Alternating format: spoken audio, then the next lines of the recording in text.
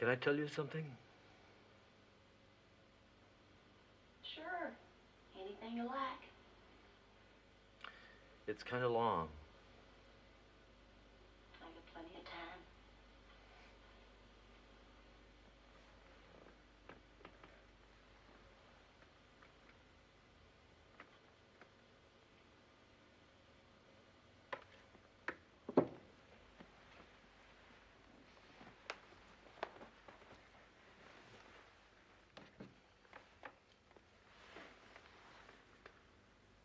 I knew these people.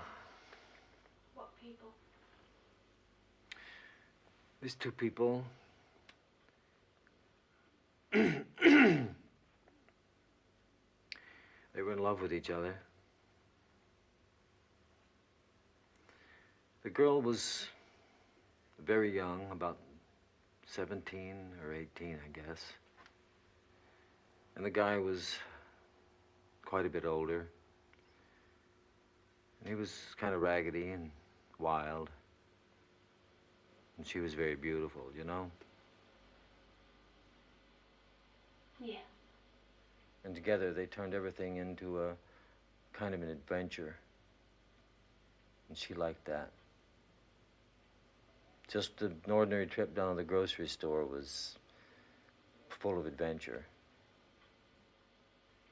And they were always laughing at stupid things. He liked to make her laugh. And they didn't much care for anything else because all they wanted to do was be with each other. They were always together. Sounds like they were very happy. Yes, they were. They were real happy. And he loved her more than he ever felt possible. He couldn't stand being away from her during the day when he went to work.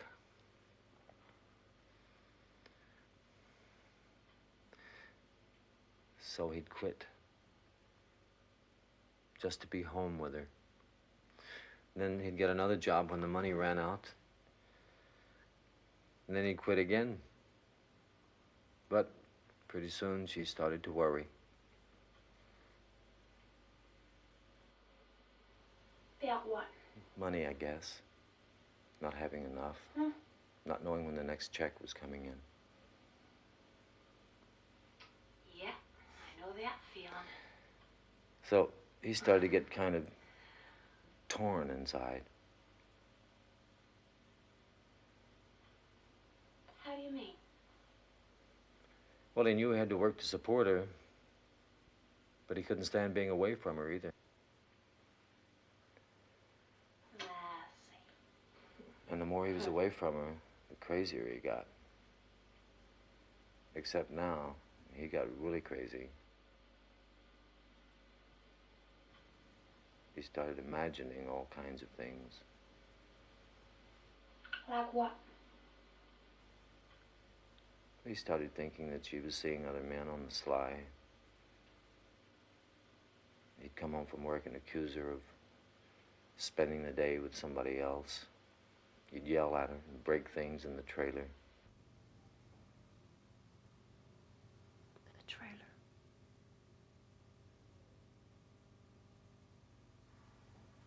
Yes.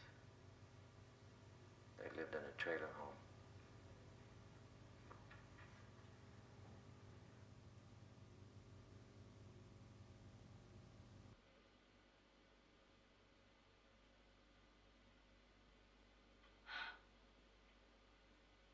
Excuse me, sir, but were you to visit me the other day? I don't mean to pry. No. Oh. I thought I recognized your voice for a minute. No. Wasn't me. Mm-hmm. Please go on. Anyway, he started to drink real bad. And he'd stay out late to test her. What do you mean, test her? To see if she'd get jealous. Mm. He wanted her to get jealous, but she didn't. She just worried about him. But that got him even madder. Why? Because he thought if she never got jealous of him, that she didn't really care about him. Jealousy was a sign of her love for him. And then one night, she told him that she was pregnant. She was about 3 or 4 months pregnant, and he didn't even know. And then suddenly everything changed.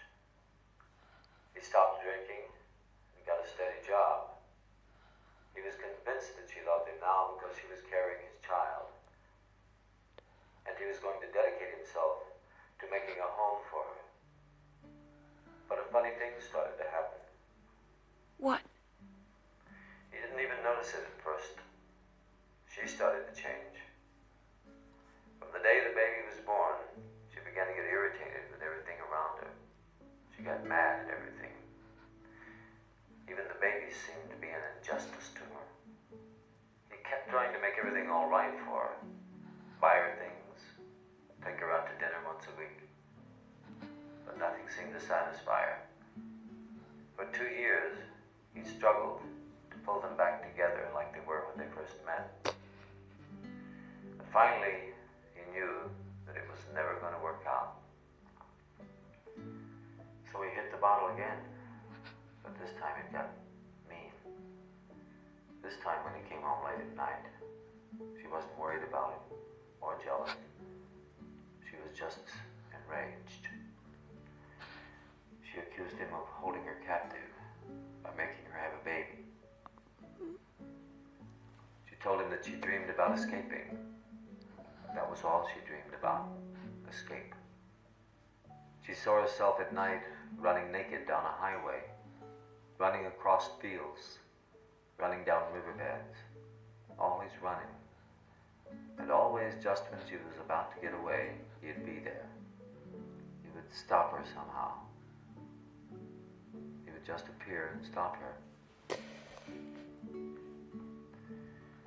And when she told him these dreams, he believed them. He knew she had to be stopped or she'd leave him forever. So he tied a cowbell to her ankle so he could hear at night if she tried to get out of bed. But she learned how to muffle the bell by stuffing a sock into it and inching her way out of the bed and into the night.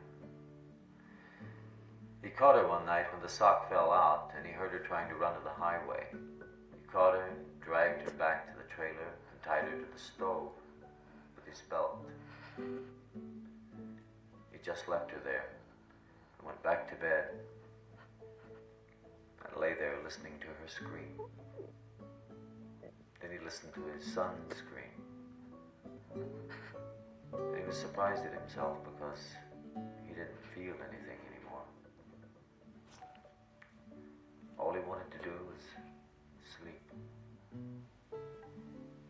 And for the first time, he wished he were far away. Lost in a deep, vast country where nobody knew him. Somewhere without language or streets. And he dreamed about this place without knowing its name. And when he woke up, he was on fire. There were blue flames burning the sheets of his bed.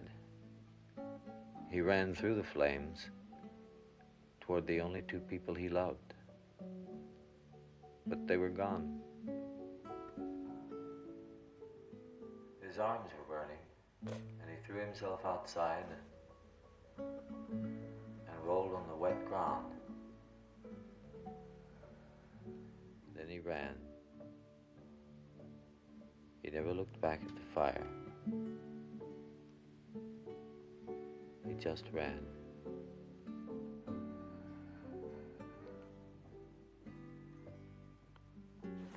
He ran until the sun came up. And he couldn't run any further. And when the sun went down, he ran again.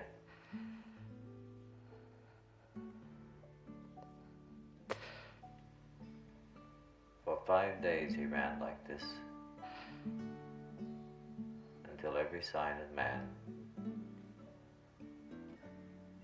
had disappeared.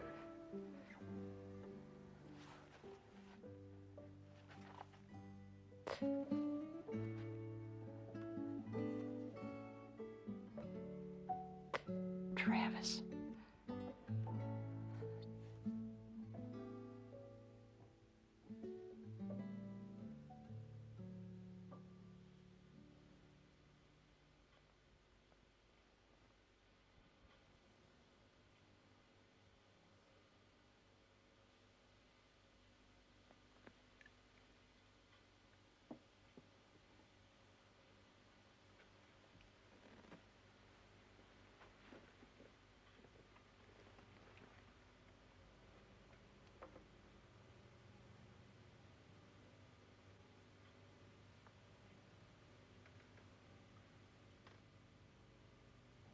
If you turn the light off in there, will you be able to see me?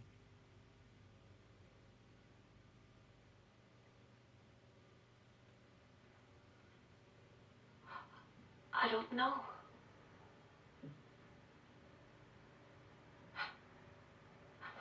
I never tried.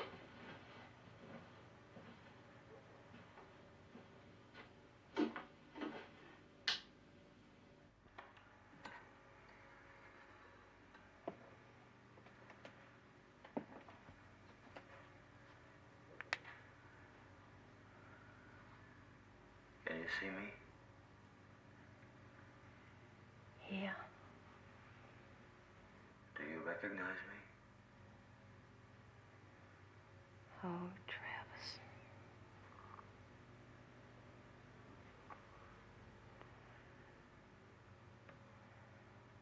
I brought Hunter with me.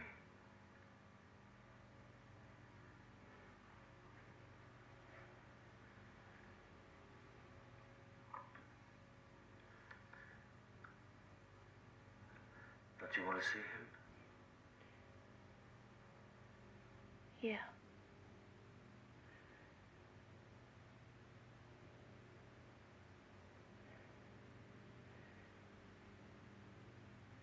I wanted to see him so bad that I didn't even dare imagine him anymore.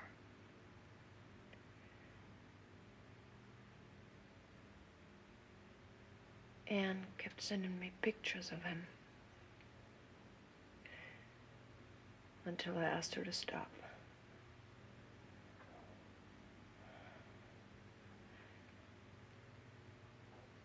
I couldn't stand the pain of seeing him grow up and missing it.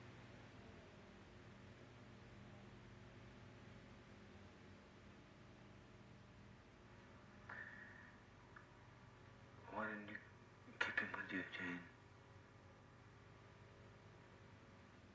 I couldn't, Travis.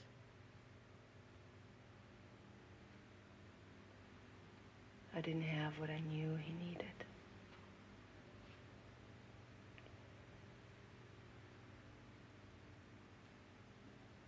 I didn't want to use him to fill all my emptiness.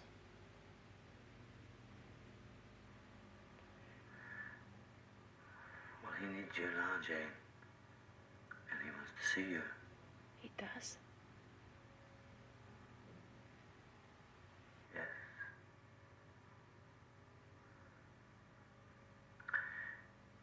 He's waiting for you. Where?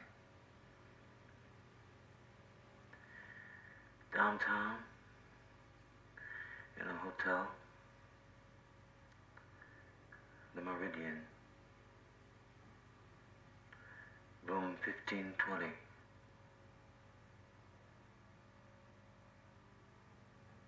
1520. You're not going, are you?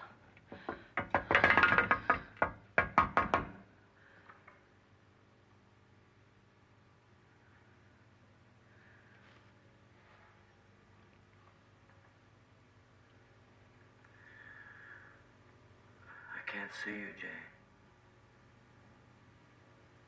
Don't go yet.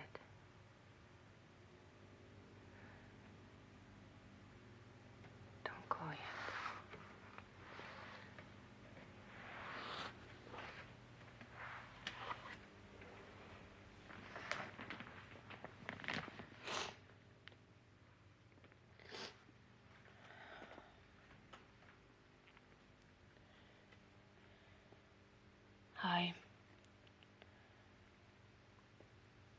I used to make up long speeches to you after you left.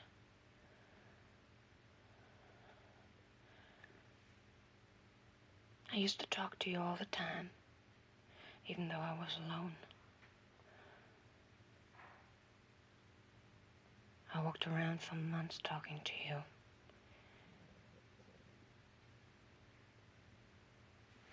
Now, I don't know what to say.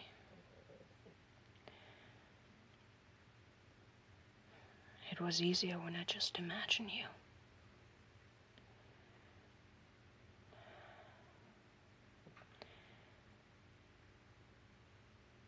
I even imagine you talking back to me.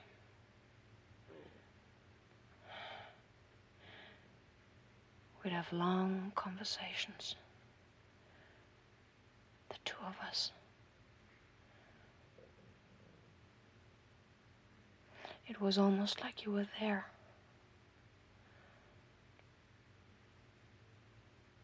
I could hear you. I could see you, smell you. I could hear your voice. Sometimes your voice would wake me up. It would wake me up in the middle of the night, just like you were there in the room with me.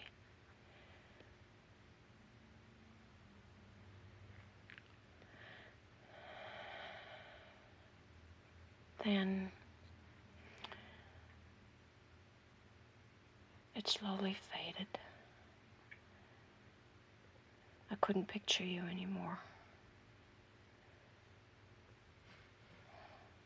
I tried to talk out loud to you like I used to, but there was nothing there. I couldn't hear you.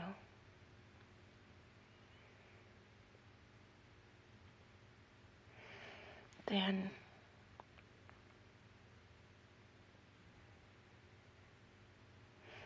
I just gave up.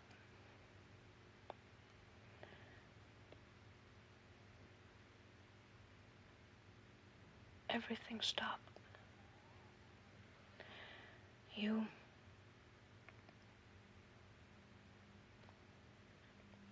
just disappeared.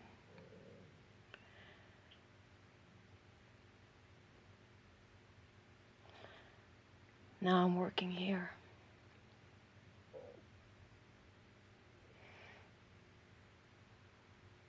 I hear your voice all the time.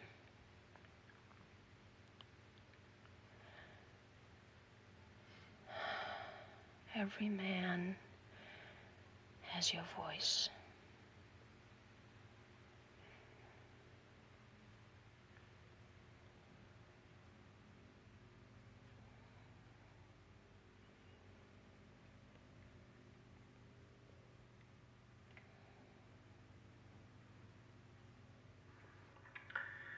I'll tell her that you're coming.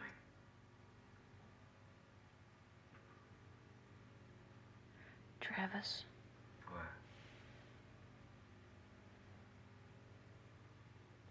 I'll be there.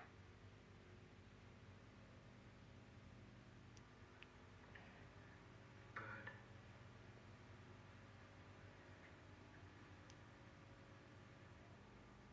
Meridian Hotel.